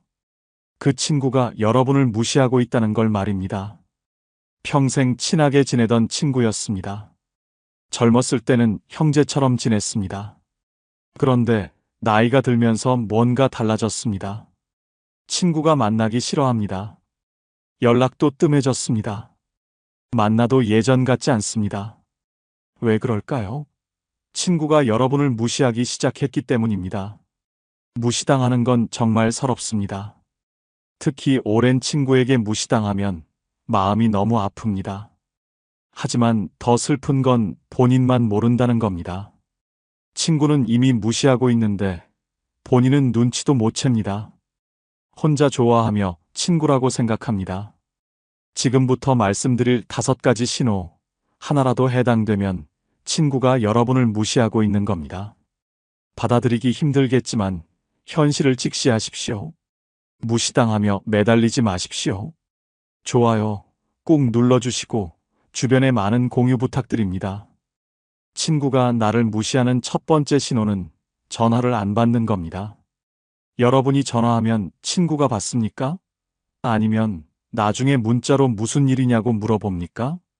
바쁘다는 핑계를 대며 안 받습니까? 이게 바로 무시의 시작입니다. 예전에는 전화하면 바로 받았습니다. 반갑게 여보세요 하며 받았습니다. 그런데 요즘은 다릅니다. 한 번에 안 받습니다. 2~3번 걸어야 받습니다. 심지어 아예 안 받을 때도 있습니다. 나중에 문자만 옵니다. 무슨 일이냐고 물어봅니다. 서울 송파구에 사시는 정모 씨, 71세 어르신의 가슴 아픈 이야기입니다. 정 씨에게는 40년 지기 친구 김 씨가 있었습니다. 젊었을 때부터 형제처럼 지냈습니다. 일주일에 1~2번은 꼭 통화했습니다. 한 달에 1번은 만났습니다. 그런데 1년 전부터 김 씨가 전화를 안 받기 시작했습니다. 정 씨가 전화하면 받지 않았습니다. 한참 후에 문자가 왔습니다. 회의 중이었다. 운전 중이었다. 손주 봐주느라 바빴다. 핑계만 늘어놓았습니다. 정 씨는 이상했습니다. 김 씨가 그렇게 바쁠 리 없었습니다. 퇴직했고 손주도 이제 다 컸습니다. 하지만 정 씨는 의심하지 않았습니다. 친구니까 바쁠 수도 있다고 생각했습니다. 정 씨는 계속 전화했습니다. 어느 날 우연히 김 씨를 경로당에서 봤습니다. 김 씨는 다른 친구들과 화투를 치고 있었습니다. 웃으며 떠들고 있었습니다. 그 시간에 정 씨 전화를 안 받았던 겁니다. 바쁜 게 아니었습니다. 정 씨 전화가 싫었던 겁니다. 정 씨는 충격받았습니다. 40년 친구가 자기를 피하고 있었습니다. 전화를 일부러 안 받았던 겁니다. 정 씨는 그제야 깨달았습니다. 김 씨가 자기를 무시하고 있다는 걸 말입니다. 여러분은 어떻습니까? 친구에게 전화했을 때 바로 받습니까? 아니면 나중에 문자만 옵니까? 한 번에 안 받고 여러 번 걸어야 받습니까? 그렇다면 친구가 여러분을 피하고 있는 겁니다. 전화를 안 받는다는 건 만나기 싫다는 신호입니다.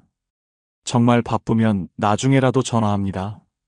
하지만 문자만 보낸다는 건 통화하기 싫다는 뜻입니다. 여러분 목소리 듣기 싫다는 겁니다. 친구가 다른 사람 전화는 잘 받는지 확인해 보십시오. 여러분 전화만 안 받는다면 확실합니다. 일부러 피하는 겁니다. 여러분과 통화하기 싫어하는 겁니다. 전화 통화 시간도 짧아졌습니까?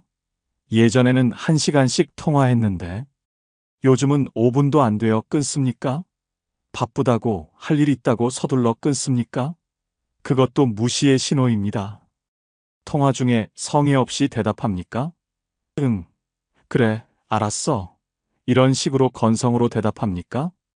여러분 말에 관심이 없다는 겁니다. 빨리 끊고 싶다는 신호입니다. 여러분이 먼저 전화하지 않으면 친구가 전화합니까? 아니면 여러분만 일방적으로 전화합니까? 친구는 한 번도 먼저 전화 안 합니까? 그렇다면 관계가 이미 깨진 겁니다. 친구가 전화 안 받으면 문자 폭탄 보내지 마십시오. 왜 안 받느냐고 따지지 마십시오. 그럴수록 더 피합니다. 전화 안 받는다는 건 거리를 두고 싶다는 신호입니다. 매달리지 마십시오. 전화 안 받는 친구에게 계속 전화하지 마십시오. 자존심 버리지 마십시오. 무시당하면서까지 매달릴 필요 없습니다. 받아들이십시오. 친구가 변했습니다. 더 이상 여러분을 친구로 생각하지 않습니다. 슬프지만 현실입니다. 전화 안 받는 친구는 이미 친구가 아닙니다. 정리하십시오. 전화 안 받는 친구에게 연연하지 마십시오. 그 시간에 여러분 전화 받아주는 다른 친구를 만나십시오. 무시하는 사람 붙잡느라 시간 낭비하지 마십시오. 전화를 안 받는다는 건 명백한 무시입니다. 친구가 여러분을 멀리하고 싶다는 신호입니다. 더 이상 관계를 유지하고 싶지 않다는 뜻입니다. 받아들이고 놓아주십시오. 친구가 나를 무시하는 두 번째 신호는 약속을 자꾸 미루는 겁니다. 여러분이 만나자고 하면 친구가 바로 약속 잡습니까?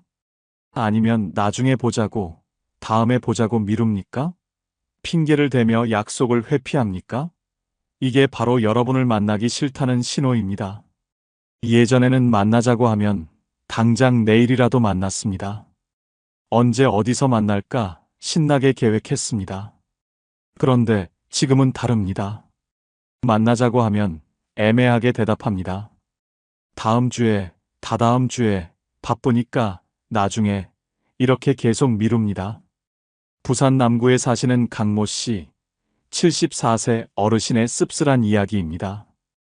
강 씨에게는 고등학교 동창 이 씨가 있었습니다. 50년 넘게 친하게 지냈습니다.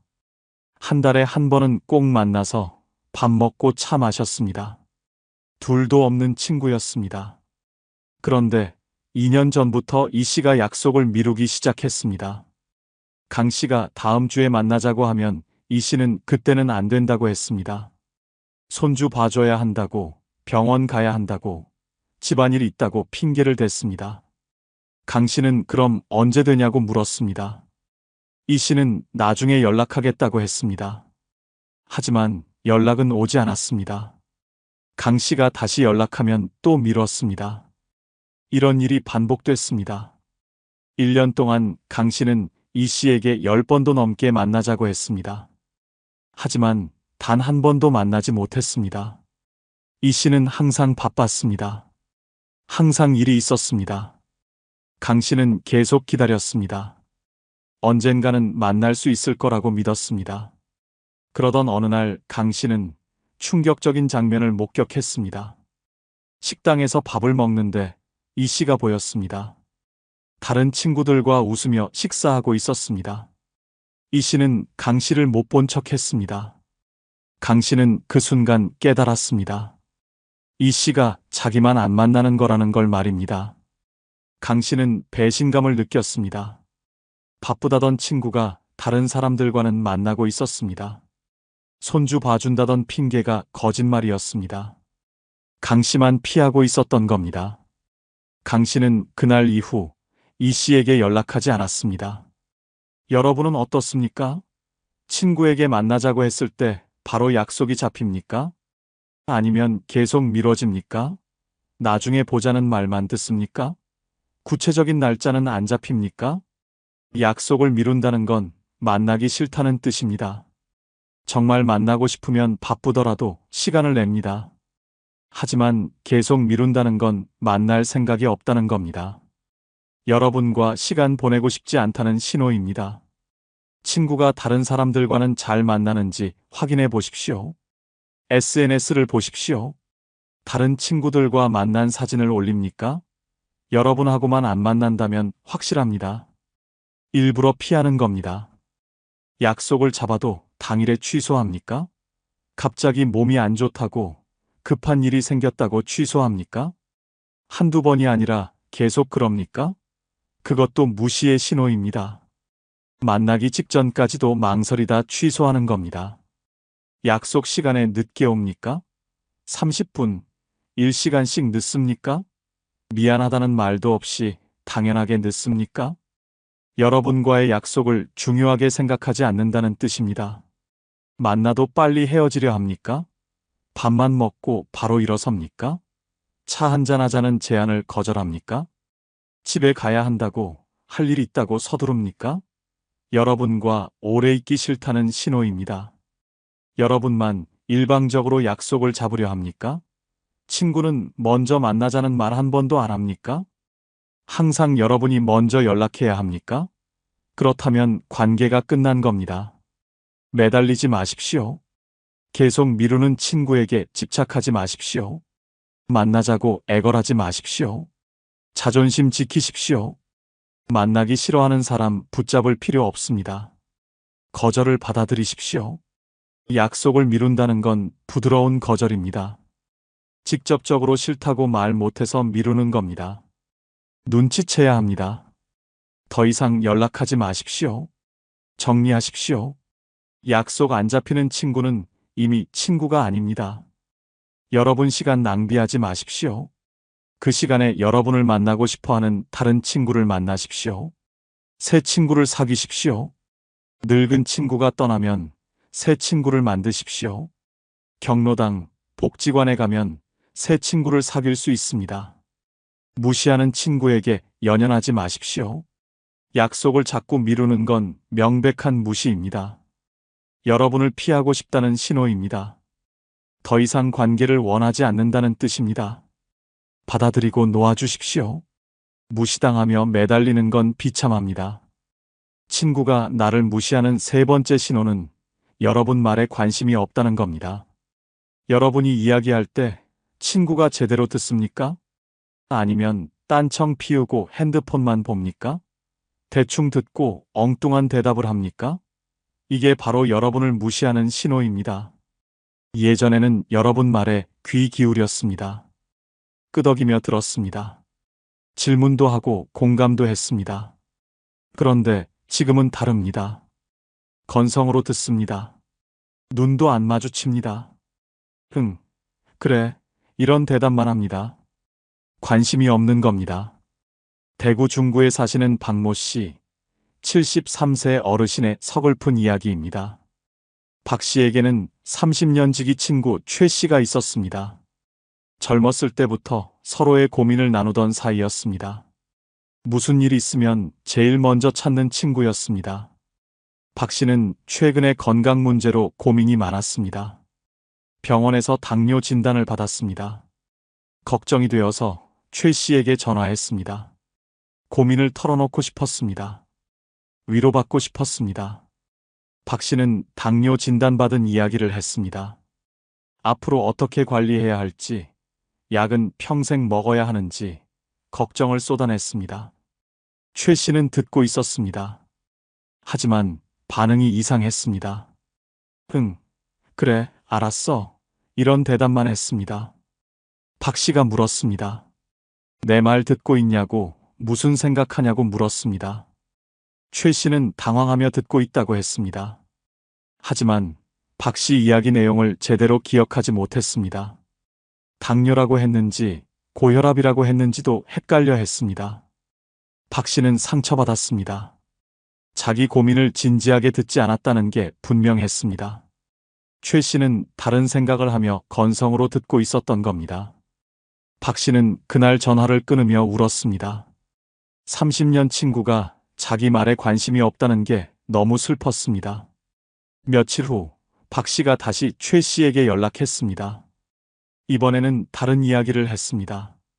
손주 이야기, 며느리 이야기를 했습니다. 하지만 최 씨 반응은 똑같았습니다. 건성으로 듣고 대충 대답했습니다. 박 씨는 확신했습니다. 최 씨가 자기를 무시하고 있다는 걸 말입니다. 여러분은 어떻습니까?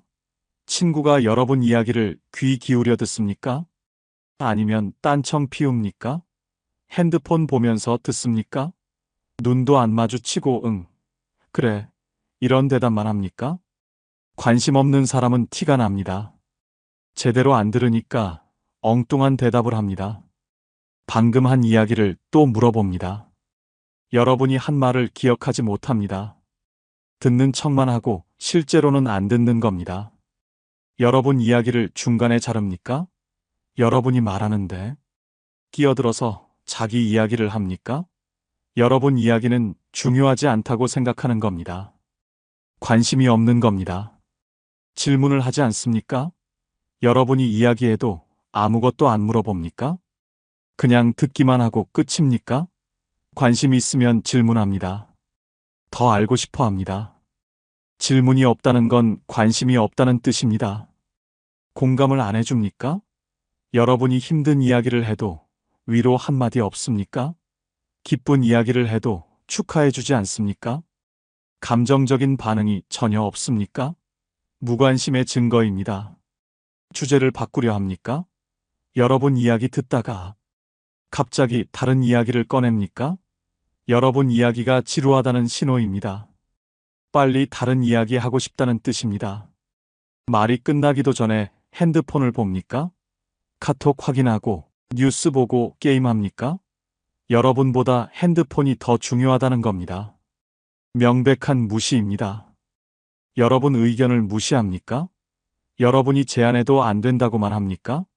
여러분 생각을 존중하지 않습니까? 어차피 들을 생각 없으니 듣는 척도 안 하는 겁니다. 친구의 관심사를 생각해 보십시오. 혹시 여러분 이야기만 하지는 않았습니까?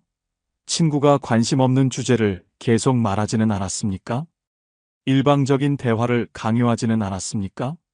하지만 진짜 친구라면 관심 없는 이야기도 들어줍니다. 중요한 건 여러분이기 때문입니다. 여러분이 중요하지 않으니까 들어주지 않는 겁니다. 받아들이십시오. 여러분 말에 관심 없는 친구는 진짜 친구가 아닙니다. 듣는 척만 하고 실제로는 무시하는 겁니다. 그런 사람에게 속마음 털어놓지 마십시오. 정리하십시오. 관심 없는 친구에게 이야기하느라 시간 낭비하지 마십시오. 진짜 여러분 이야기를 들어주는 사람을 찾으십시오.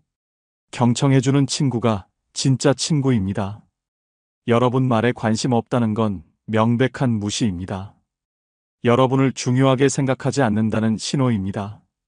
더 이상 깊은 관계를 원하지 않는다는 뜻입니다. 인정하고 거리를 두십시오. 친구가 나를 무시하는 네 번째 신호는 모임에 여러분만 안 부른다는 겁니다. 친구들끼리 모임이 있는데 여러분만 빠져 있습니까? 나중에 알게 되었습니까? 왜 안 불렀냐고 물으면 깜빡했다고 핑계를 댑니까? 이게 바로 따돌림입니다. 예전에는 모임이 있으면 당연히 불렀습니다. 여러분 없이는 모임이 안 됐습니다. 그런데 지금은 다릅니다. 몰래 만납니다. 여러분 모르게 모임을 합니다. 의도적으로 빼는 겁니다.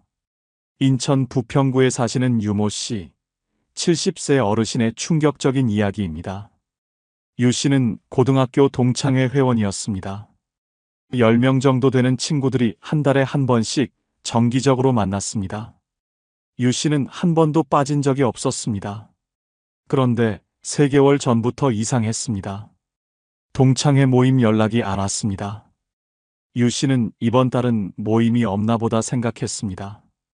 하지만 다음 달도 그 다음 달도 연락이 없었습니다. 어느 날 유 씨는 우연히 동창 한 명의 SNS를 보게 되었습니다. 거기에는 동창회 모임 사진이 올라와 있었습니다. 일주일 전에 찍은 사진이었습니다. 모두 웃으며 찍은 단체 사진이었습니다. 유 씨만 없었습니다. 유 씨는 머리를 망치로 맞은 것 같았습니다. 모임이 없는 게 아니었습니다. 자기만 빼고 만난 겁니다. 몰래 모임을 한 겁니다. 일부러 자기를 안 부른 겁니다. 유 씨는 배신감을 느꼈습니다. 유 씨는 동창회장에게 전화했습니다. 왜 자기만 안 불렀냐고 따졌습니다. 동창회장은 미안하다고 깜빡했다고 변명했습니다. 하지만 유 씨는 알았습니다. 일부러 뺀 거라는 걸 말입니다. 여러분은 어떻습니까? 친구들끼리 만났다는 소식을 나중에 듣습니까? 모임 사진을 SNS에서 보고 놀랍니까? 여러분만 빠진 모임이 있습니까?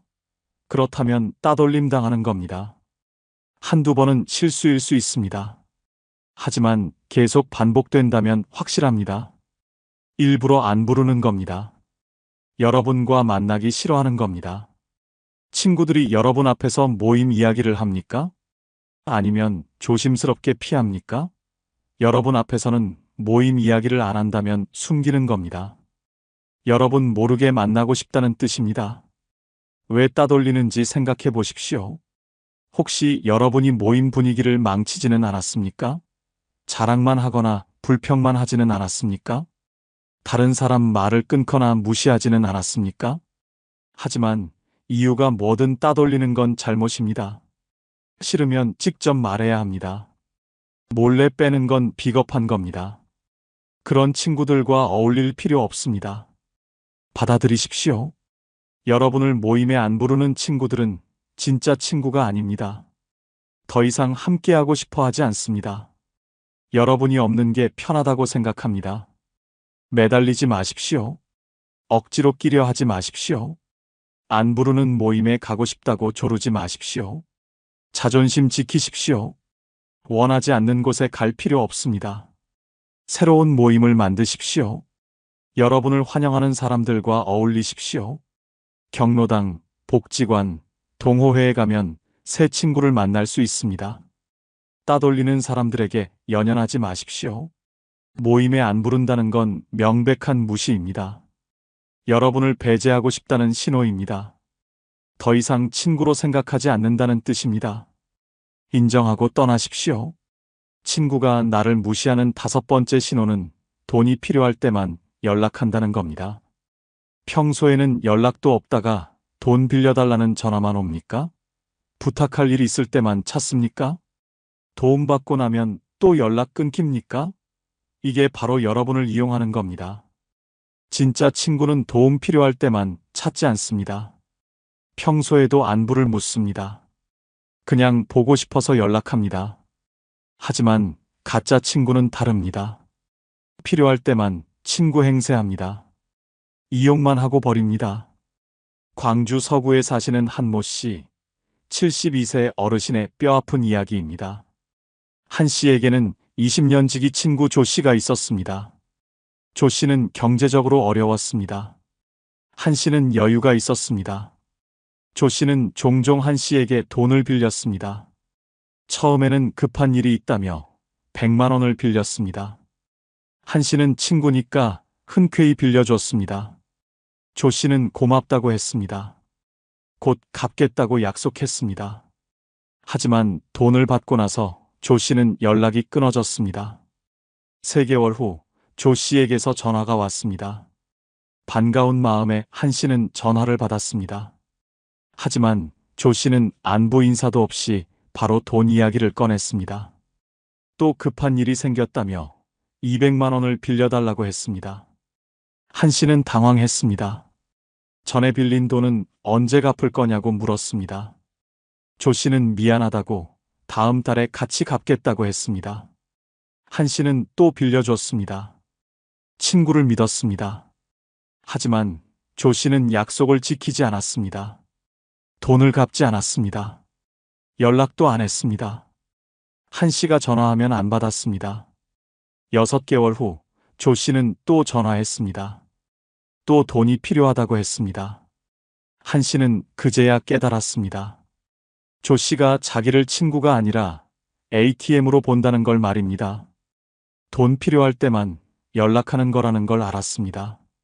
한 씨는 거절했습니다. 조 씨는 화를 내며 전화를 끊었습니다. 그 후로 조 씨는 다시는 연락하지 않았습니다. 여러분은 어떻습니까?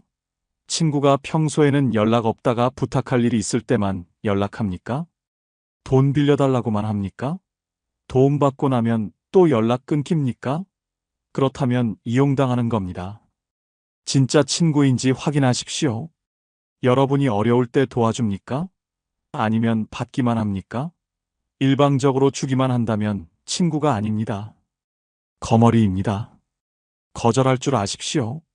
친구라고 무조건 들어줄 필요 없습니다. 돈 빌려달라는 친구에게 안 된다고 말하십시오. 진짜 친구라면 이해합니다. 화내는 친구는 가짜입니다. 받아들이십시오. 이용만 하는 친구는 진짜 친구가 아닙니다. 여러분 돈만 필요한 겁니다. 여러분 자체는 중요하지 않습니다. 더 이상 속지 마십시오. 정리하십시오. 이용하는 친구는 과감히 정리하십시오. 연락 오면 받지 마십시오. 돈이 필요할 때만 연락한다는 건 명백한 무시입니다. 여러분을 친구가 아니라 도구로 보는 겁니다. 인정하고 끊으십시오.